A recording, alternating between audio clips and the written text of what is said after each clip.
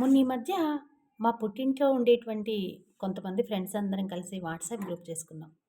అందులో ఒక పత్రిక నన్ను బాగా ఆకర్షించింది.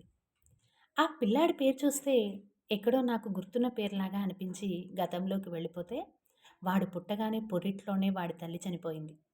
పసికందు కనీసం వాడిని చూడను కూడా చూడనటువంటి ఆ తల్లి మానసిక వేదన గుర్తొచ్చింది. ఆ రోజంతా ఊర్లో చర్చ. వీడు ఎలా బతికి బట్ట కడతాడు? వీడిని ఎవరు పోషిస్తారు? వీడి భవిష్యత్తు ఎలా ఉంటుంది అని. 3 నెలలు తిరగకుండానే తండ్రి మరో పెళ్లి చేసుకున్నాడు. మళ్ళీ ఊరంతా చర్చ. మేనత్తలు, నానమ్మ, వయసైపోయినటువంటి ఆవిడ కూడా వీడి బాగోగులు చూసుకుంటుందా? ఏ విధంగా వీడు పైకొస్తాడు అనుకున్నాం. కానీ ఇవాళ పెళ్ళిడికొచ్చి పెళ్లి పత్రిక కూడా గ్రూపులలో పంపించే స్థాయికొచ్చాడు. చెప్పండి.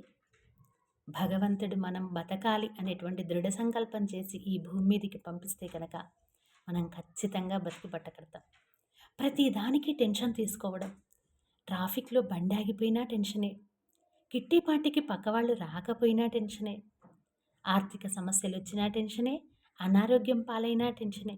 ప్రతి దానికి టెన్షన్ పడుతున్నప్పుడు ఇక బతికేదెలా? అన్నింటినీ టేక్ ఇట్ ఈజీగా తీసుకుందాం.